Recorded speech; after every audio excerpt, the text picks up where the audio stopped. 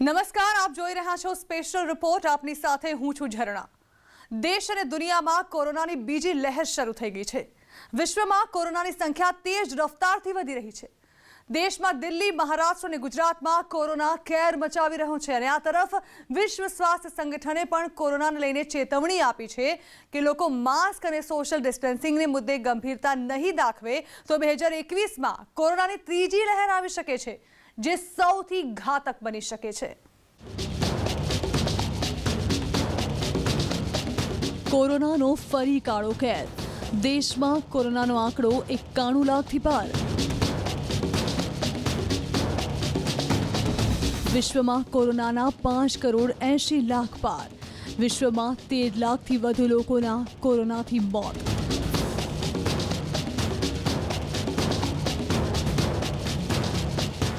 દિલ્હી, મહારાષ્ટ્ર અને ગુજરાતમાં કોરોનાની સુનામી. દેશ હોય કે વિશ્વ, કોરોના મહામારી કેર મચાવી રહી છે. એક વર્ષ પહેલા ચીનથી ફેલાયેલી મહામારીએ દુનિયાને ઝપેટમાં લીધી. વેક્સિનની રાહ જોઈ રહેલું વિશ્વ જગત હાલ કોરોનાથી પીડાઈ રહ્યું છે. વિશ્વમાં ચાલી રહેલા વેક્સિનના ટ્રાયલથી થોડી આશા ચોક્કસથી જાગી છે, પરંતુ વેક્સિન આવે તે પહેલા કોરોના મહામારી ન જાણે કેટલાય લોકોનો ભોગ લેશે.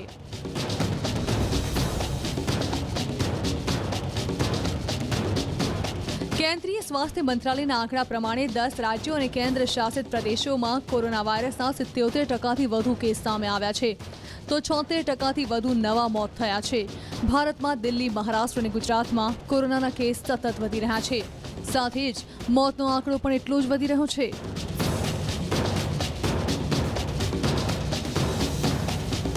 દેશમાં સૌથી ખરાબ હાલત રાજધાની દિલ્હીની છે.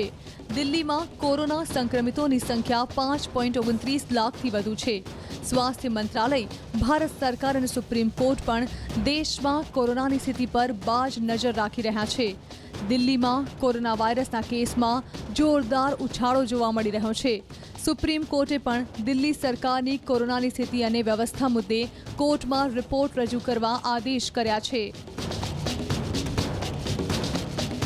સાથે જ મહારાષ્ટ્ર અને ગુજરાતની સ્થિતિ પર પણ સુપ્રીમ કોર્ટે રિપોર્ટ રજૂ કરવા નિર્દેશ કર્યા છે. ખુદ સુપ્રીમ કોર્ટે ટાંક્યું છે કે જો યોગ્ય પગલાં નહીં ભરવામાં આવે તો ડિસેમ્બર સુધી સ્થિતિ વધુ બગડી શકે તેમ છે. આ તરફ વિશ્વમાં વધી રહેલા કોરોનાના કેસને લઈ વિશ્વ સ્વાસ્થ્ય સંગઠન એટલે કે WHOએ પણ ચેતવણી જાહેર કરી છે. WHOનું કહેવું છે કે માસ્ક અને સોશિયલ ડિસ્ટન્સિંગને ગંભીરતાથી લેવામાં નહીં આવે તો 2021ના શરૂઆતના મહિનામાં વિશ્વમાં કોરોનાની ત્રીજી લહેર શરૂ થઈ શકે છે, જે સૌથી ઘાતક બની શકે છે.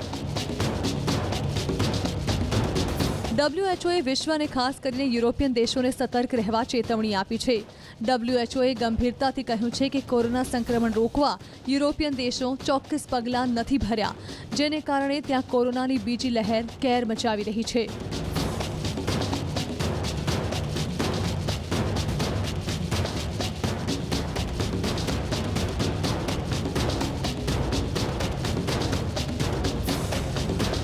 કોરોના મહામારી ભારતમાં ફેલાતા દેશમાં લોકડાઉન જાહેર કરી દેવામાં આવ્યા હતા. 3 મહિના લોકડાઉનની સ્થિતિ બાદ દેશ અનલોક તરફ આગળ વધી રહ્યો હતો.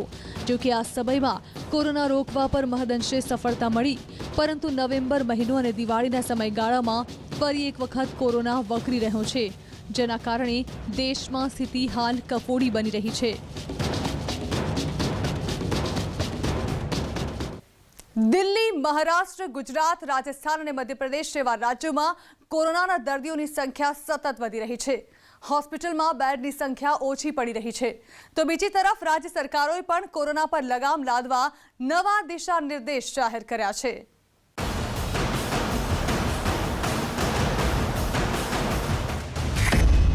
દિલ્હીમાં કોરોનાની દહેશત. રાજધાનીમાં વાયરસનો પ્રચંડ પ્રહાર.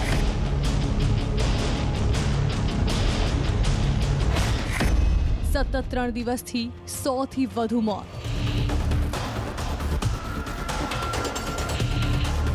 દેશની રાજધાની દિલ્હીમાં કોરોના વાયરસની લહેર બેકાબૂ બની રહી છે. ઠંડી હવા અને પ્રદૂષણ વચ્ચે કોરોનાની લહેર વધારે ઘાતક સાબિત થઈ રહી છે. 20 નવેમ્બરથી 22 નવેમ્બર વચ્ચે સામે આવેલા આંકડા પરથી અંદાજો લગાવી શકાય કે દિલ્હીમાં કોરોના કઈ ગતિથી વધી રહ્યો છે. 20 નવેમ્બર 6,608 કેસ, 118 મોત. 21 નવેમ્બર 5,879 કેસ, 111 મોત. 22 नवंबर 6,746 केस, 121 मौत. दिल्ली में कोरोना की तीसरी लहर का दावा किया जा रहा है और ये घातक कितनी है इस बात से अंदाजा लगाया जा सकता है कि लगातार तीसरे दिन कोरोना से मरने वालों की तादाद 100 के आंकड़े को पार कर गई है. और मुसीबत इस बात की है कि लगातार तमाम कोशिशों के बावजूद ये आंकड़ा कम होने का नाम नहीं ले रहा है. આ તરફ છેલ્લા 24 કલાક દિલ્હી પર કેટલા ભારે પડ્યા છે તે આંકડા પરથી સમજી શકાય છે. દિલ્હીમાં છેલ્લા 24 કલાકમાં 6,746 કેસ સામે આવ્યા છે. 6,154 દર્દી સાજા થયા. દિલ્હીમાં કુલ કેસ 5,30,000 ને પાર. 24 કલાકમાં 121 થી વધુના મોત. આ તરફ દિલ્હી નજીક ઉત્તર પ્રદેશમાં કોરોનાને લઈ કરવામાં આવેલા પ્રયાસની ખુદ પ્રધાનમંત્રી મોદીએ સરાહના કરી. પીએમ મોદીએ કહ્યું કે મોટું રાજ્ય હોવા છતાં ઉત્તર પ્રદેશે જે પ્રકારે કોરોનાનો સામનો કર્યો છે તે ઘણું મહત્વનું છે. તેના માટે પ્રધાનમંત્રી મોદીએ ઉત્તર પ્રદેશના મુખ્યમંત્રી યોગી આદિત્યનાથની પ્રશંસા કરી. उत्तर प्रदेश का भी एक उदाहरण है. पहले जो लोग उत्तर प्रदेश के विषय में धारणाएं बनाते थे, अनुमान लगाते थे, आज जिस प्रकार से उत्तर प्रदेश में एक के बाद एक योजनाएं लागू हो रही हैं, उत्तर प्रदेश की सरकार की, उत्तर प्रदेश सरकार के कर्मचारियों की एक छवि पूरी तरह बदल रही है. इतने बड़े प्रदेश में इतनी बारीकी से एक साथ इतने मोर्चों पर काम करना उत्तर प्रदेश ने कमाल करके दिखाया है. मैं उत्तर प्रदेश की जनता को, उत्तर प्रदेश की सरकार को और योगी जी की पूरी टीम को बहुत बहुत बधाई देता हूं. અમદાવાદમાં કોરોના પર નવા નિર્દેશ. દર્દીઓની ભરતી પ્રક્રિયામાં નવા નિર્ણય. બેકાબુ કોરોના પર સકંજો કસવા પ્રયાસ.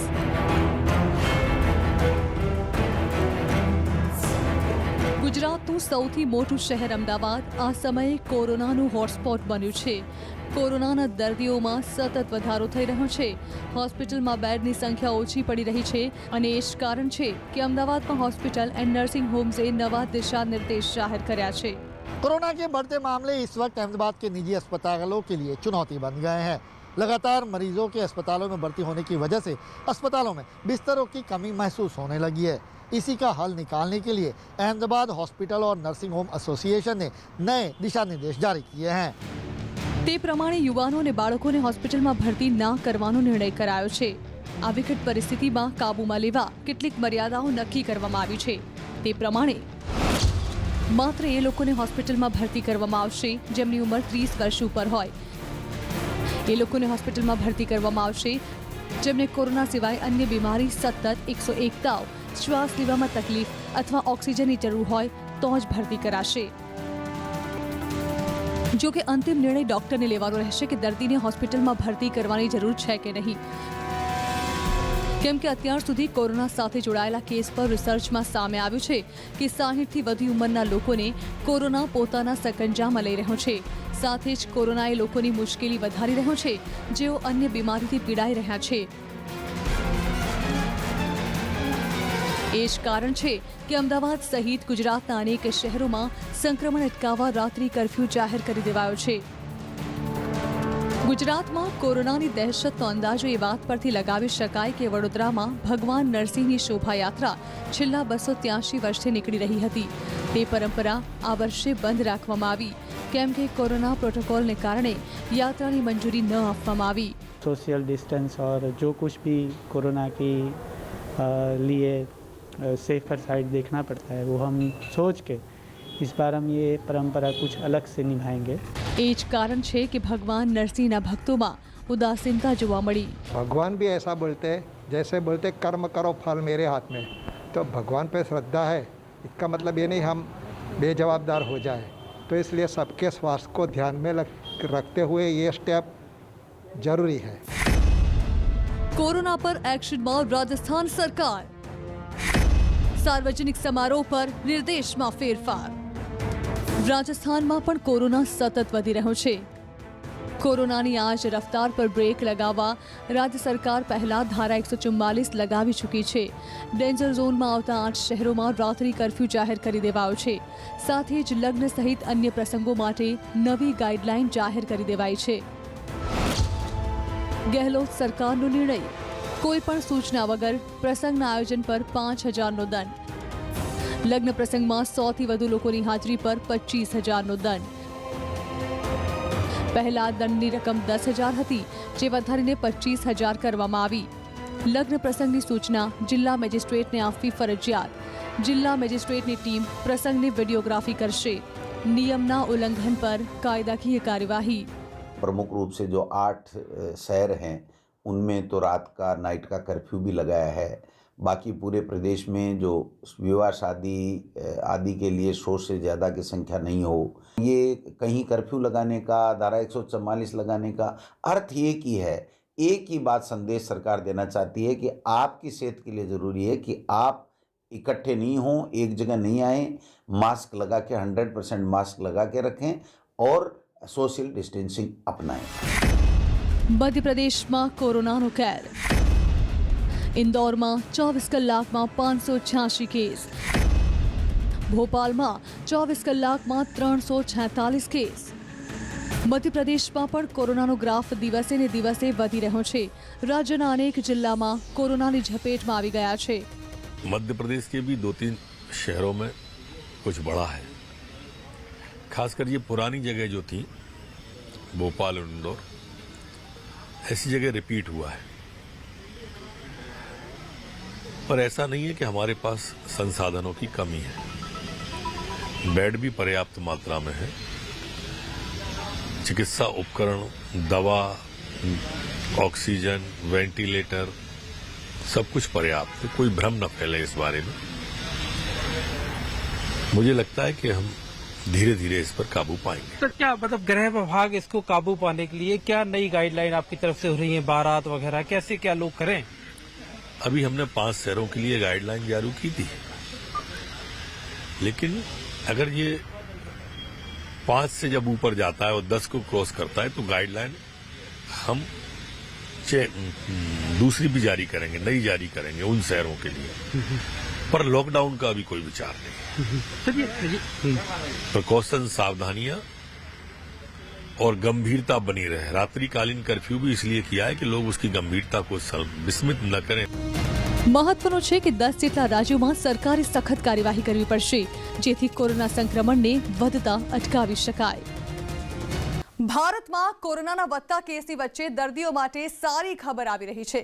ઓક્સફર્ડની કોરોના વેક્સિનને ભારત સરકાર આપાતકાલીન મંજૂરી આપી શકે છે। જો આ મંજૂરી મળશે તો નવા વર્ષના પહેલા અથવા બીજા મહિના સુધીમાં ઓક્સફર્ડની વેક્સિન ભારતમાં ઉપલબ્ધ થશે।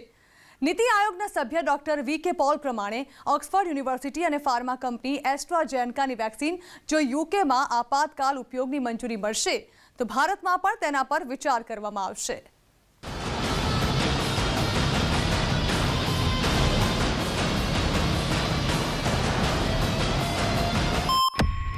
કોરોના વેક્સિનને લઈ ભારત સરકાર લઈ શકે છે મહત્વનો નિર્ણય। ભારતમાં ઓક્સફર્ડની વેક્સિનને મળી શકે છે મંજૂરી। ઓક્સફર્ડની વેક્સિનને મળી શકે છે આપાતકાલીન મંજૂરી। નવા વર્ષની શરૂઆતમાં ભારતને મળી શકે છે વેક્સિન। તહેવારોની સિઝનમાં કોરોનાના દર્દીઓની સંખ્યામાં સતત વધારાની વચ્ચે વેક્સિનને લઈ સારા સમાચાર મળી રહ્યા છે। માનવામાં આવી રહ્યું છે કે ભારતમાં ઓક્સફર્ડ યુનિવર્સિટીની કોરોના વેક્સિનને આપાતકાલીન મંજૂરી મળી શકે છે। જો એવું થયું તો કોરોનાને માત આપવા વેક્સિનનો પહેલો જથ્થો જાન્યુઆરી અથવા ફેબ્રુઆરીમાં ભારતને મળશે। તેના માટે ભારતે યુનાઇટેડ કિંગડમના વલણની રાહ જોવી પડશે। नीति आयोग के सदस्य डॉक्टर वी.के. पॉल के मुताबिक यूके में अगर ऑक्सफोर्ड वैक्सीन के आपातकालीन इस्तेमाल की मंजूरी मिलती है तो भारत में भी इस पर विचार किया जाएगा। यानी अब भारत का बहुत कुछ रुख यूके के कदम पर निर्भर करता है। પરંતુ સવાલ એ છે કે આપાતકાલીન મંજૂરી શું હોય છે? વેક્સિન બજારમાં આવે તે પહેલા તેનું પરીક્ષણ થાય છે. ટ્રાયલ અનેક ચરણમાં કરવામાં આવે છે. ઇમરજન્સીની સ્થિતિમાં શરૂઆતના પરિણામના આધારે મંજૂરી. જો કે દુનિયાને આ સમયે જલ્દીમાં જલ્દી વેક્સિનની જરૂર છે અને ઓક્સફર્ડની વેક્સિનના શરૂઆતના પરિણામ ઘણા સારા આવ્યા છે. એટલા માટે આ વેક્સિનને મંજૂરી મળવાની શક્યતા પણ વધારે છે. જો એમ બન્યું તો વેક્સિનનો પ્રથમ ડોઝ ડોક્ટર, નર્સ અને પ્રથમ હરોળના કોરોના વોરિયર્સને આપવામાં આવશે.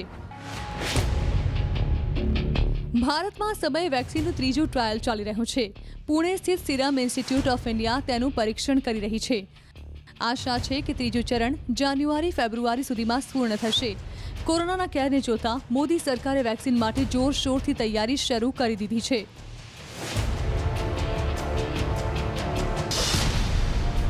નોવાવેક્સ સાથે 1 અરબ ડોઝની ડીલ. ઓક્સફર્ડ એસ્ટ્રેઝેનેકા સાથે 500 મિલિયનની ડીલ. રશિયાના ગેમેલિયા રિસર્ચ ઇન્સ્ટિટ્યૂટ સાથે 100 મિલિયન વેક્સિનની ડીલ. માત્ર ભારત જ નહીં, સમગ્ર દુનિયા કોરોના વેક્સિનની રાહ જોઈ રહી છે.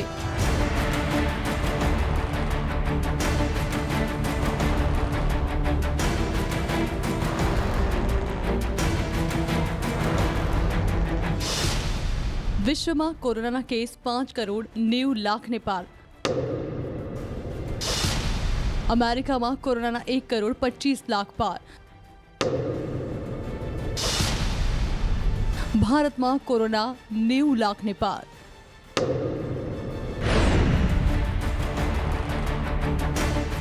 ચીનથી જે વાયરસે દસ્તક આપી તે 1 વર્ષ બાદ પોતાના એવા વિકરાળ રૂપમાં આવી ગયો છે જેની સામે મહાસત્તા જેવા દેશોની સ્વાસ્થ્ય વ્યવસ્થા પણ નિષ્ફળ સાબિત થઈ છે. દરરોજના લાખોની સંખ્યામાં કેસ આવી રહ્યા છે. ફરી એક વખત વેક્સિન મુદ્દે ચાલી રહેલી ચર્ચા તેજ થઈ છે. કેમ કે દુનિયાના તમામ દેશમાં દિવસ રાત ન માત્ર વેક્સિન પર રિસર્ચ ચાલી રહ્યું છે પરંતુ વાયરસને અંકુશમાં લેવાના પ્રયાસો પણ તેજીથી ચાલી રહ્યા છે. પરંતુ આ બધાની વચ્ચે બ્રિટેનની ઓક્સફર્ડ યુનિવર્સિટી તરફથી કરવામાં આવેલા રિસર્ચમાં એક મોટો દાવો કરવામાં આવ્યો છે. કોઈ વ્યક્તિ કોરોના પીડિત થાય છે તો 6 મહિના સુધી કોરોનાનો કોઈ ખતરો નહીં. ऑक्सफोर्ड विश्वविद्यालय का ये दावा कि एंटीबॉडीज जो हैं वो 6 महीने तक व्यक्ति को सुरक्षित रखती हैं एक बार कोरोना संक्रमण होने के बाद, काफी उत्साहवर्धक भी है और हौसला भी बढ़ाता है. लेकिन वहीं हमें ये भी ध्यान रखना होगा कि अभी ये पहली ऐसी स्टडी है जो 6 महीने का दावा कर रही है. इससे पहले भी स्टडीज आई है और न केवल बाकी स्टडीज, ऑक्सफोर्ड विश्वविद्यालय की अपनी एक स्टडी 2 हफ्ते पहले आई है जहां उन्होंने ये दावा किया है कि जिस व्यक्ति के अंदर कोरोना वायरस संक्रमण की एंटीबॉडीज बनती हैं उनमें ज्यादातर 3 महीने के बाद ये एंटीबॉडीज आधी होने लगती हैं. उन्होंने अपनी ही स्टडी में ये बात बोली थी कि 3 महीने के बाद एंटीबॉडीज धीरे धीरे कम होने लगती हैं. રિસર્ચ કરનાર વૈજ્ઞાનિકો પૈકી એક ડેવિડ આયર પ્રમાણે આ ઘણી સારી ખબર છે કેમ કે આપણે થોડા સમય માટે પણ વિશ્વાસ કરી શકીએ છીએ કે જે એક વખત સંક્રમિત થાય છે તે બીજી વખત સંક્રમિત નહીં થાય. हमारे जो सिटीज हैं वहां से ऐसे हेल्थ केयर वर्कर्स के मामले सामने आए हैं जहां उन्हें कोरोना दोबारा हुआ, यानी कि एक बार कोरोना संक्रमण होने के बाद ठीक हो जाने के बाद रिपोर्ट नेगेटिव आई और उसके बाद कुछ दिन के बाद दोबारा कोरोना से संक्रमित हुए. तो इस तरह के मामले अभी भी इनकी तादाद बहुत ज्यादा नहीं है. હવે તમને જણાવીએ કે આખરે રિસર્ચ કેવી રીતે કરવામાં આવ્યું. સંશોધન સ્વાસ્થ્ય કર્મીઓ પર કરવામાં આવ્યું. પીડિત થયા બાદ દર્દીને કોરોનાથી સુરક્ષા મળી. પીડિત થયા બાદ કોરોનાના નવા લક્ષણ જોવા ન મળ્યા. નેગેટિવ રિપોર્ટ ધરાવતા 89 લોકો પીડિત થયા. વાયરસથી પીડિત થનાર લોકોમાં ઇમ્યુનિટી બની રહે છે. આ વચ્ચે કોરોનાની વેક્સિન ઝડપથી બનાવી લેવાનો દાવો કરનાર અમેરિકી કંપની મોડર્નાએ પ્રથમ વખત વેક્સિનની કિંમતની જાણકારી આપી છે. મોડર્ના કંપનીના દાવા પ્રમાણે એક ડોઝની કિંમત $25 થી $37. ભારતીય રૂપિયા પ્રમાણે લગભગ 1800 થી 2700 રૂપિયા. કિંમત ઓર્ડર પ્રમાણે નક્કી કરાશે. આ તરફ ચીને પણ વેક્સિનને લઈ ફરી એક વખત દાવો કર્યો છે. દાવા પ્રમાણે ચીને એક સુપર વેક્સિનનું નિર્માણ કર્યું છે. 10 લાખ લોકોને અપાયો ડોઝ. કોઈ પણ ગંભીર સાઇડ ઇફેક્ટ નહીં, 100% સફળતાનો દાવો। છેલ્લું ચરણ હજુ પૂર્ણ નથી થયું, ઇમરજન્સીની સ્થિતિમાં રસી આપવાની મંજૂરી।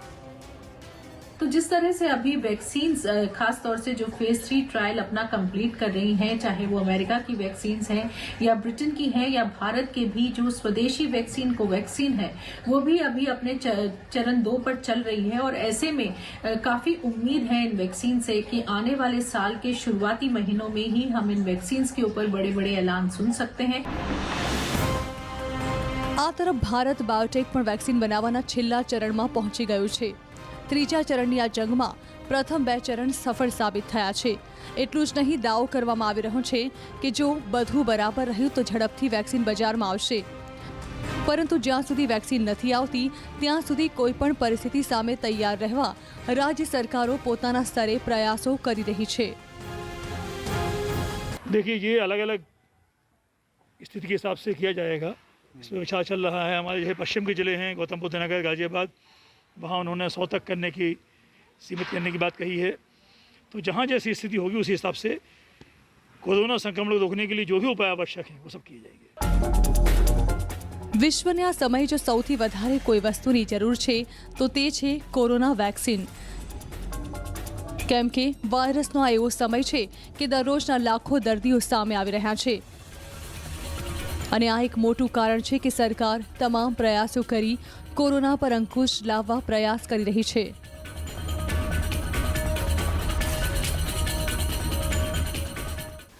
તો હજુ પણ આ મહામારીને લઈને સબક નહીં શીખીએ તો વધુ ખરાબ સમય ભોગવવાનો વારો આવી શકે છે। આ સાથે સ્પેશિયલ રિપોર્ટ અહીં સમાપ્ત કરીશું। અન્ય વધુ સમાચારો માટે આપ જોતા રહો ન્યૂઝ 18 ગુજરાતી।